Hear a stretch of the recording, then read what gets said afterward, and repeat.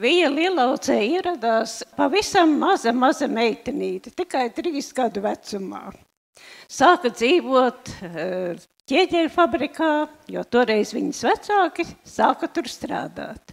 Kad tuvojās skolas laiks, viņa sāka mācīties Lielauces 8-gadīgajā skolā. Un sāka to darīt jau 6 gadu vecumā, jo mācēja gan lasīt, gan rēķināt, un, protams, brāļi jau gāja uz skolu, un kā te viņi sēdēs mājās. Paralēli mācībām Lielauces 8-gadīgā skolā, viņa mācījās arī Auces mūzikas skolā. Beidzot abas šīs skolas, viņas ceļš aizved uz Jelgavu, uz mūzikas vidusskolu.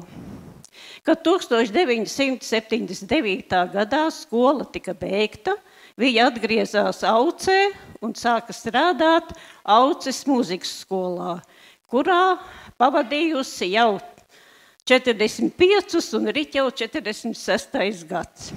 Nu, protams, kā tad bija bez pašdarbības?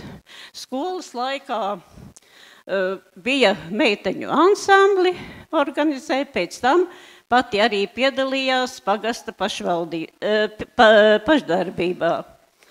Dziedāja sieviešu vokālajā ansamblī, pēc tam arī pati to vadīja. Dziedāja arī skolotāja kori Sidrabe ilgus gadus, Auces kultūras namas korī tajā laikā. Un, protams, arī tika nodibinājās folkloras grupa Līgotne. Nu, protams, viņa arī bija tās dalībnieces. Kā tad bez viņas? Nu, un tā visu laiku turpinās viņas darbs ar mūziku. Arī piepalīdz mums mūsu biedrības rīkotajos pasaukumos, ir organizējusi koncertā, piedalījusies kopā ar Ingrīdu pie baznīcas. Balvu Vijai Kursietei pasniedz Alda Balode. Balvu, mīļā Vija, tu patiesi esi pelnījusi, jo tavu labo darbu gros ir pilns ar kaudzi, bet teikšu atklāti, šai nominācijai tu esi krietni pa jaunu. Diez vai nebūs jāpasniedz vēl kāda balva. Mantojot izdevību, es gribu pateikt tev paldies par mūsu sadarbību kopējos pasākumos Lielauces pamatskolā. Jo caur mūsu rokām izgāja ļoti, ļoti daudz apjomīgu pasākumu.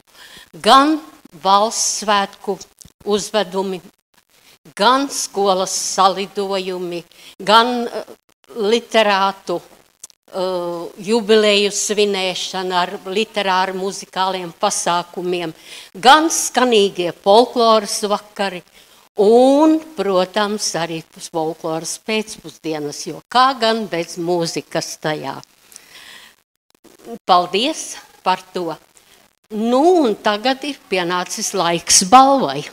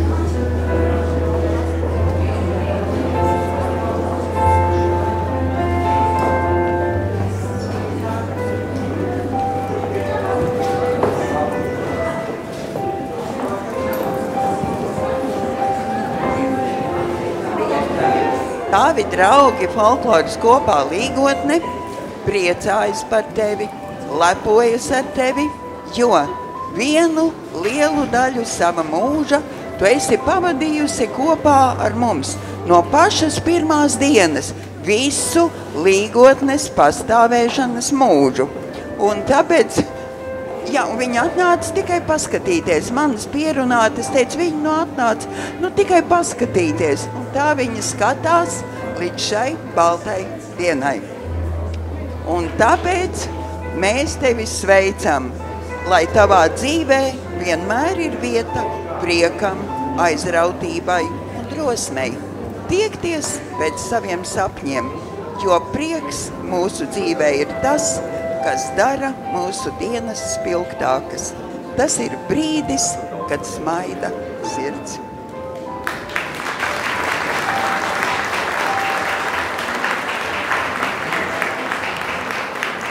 Paldies visiem!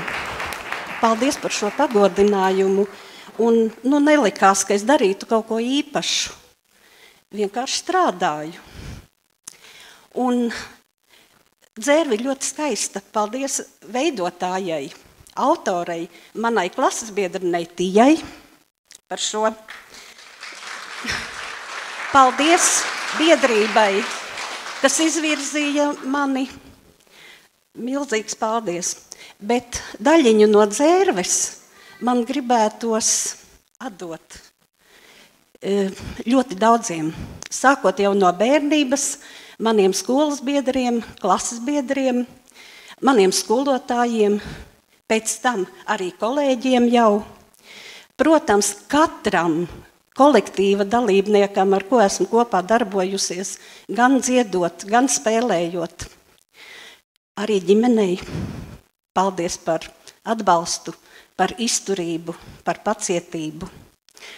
Un tagad ir Ziemassvētku gaidīšanas laiks, tāpēc es novēlu, lai sniegpārsliņu zābakos, piparkūku mētelītī, mazliet smaržodams pēc krustnagliņām un zeltainā vaska, lai pie katra no jums atnāk Ziemassvētku brīnums. Paldies!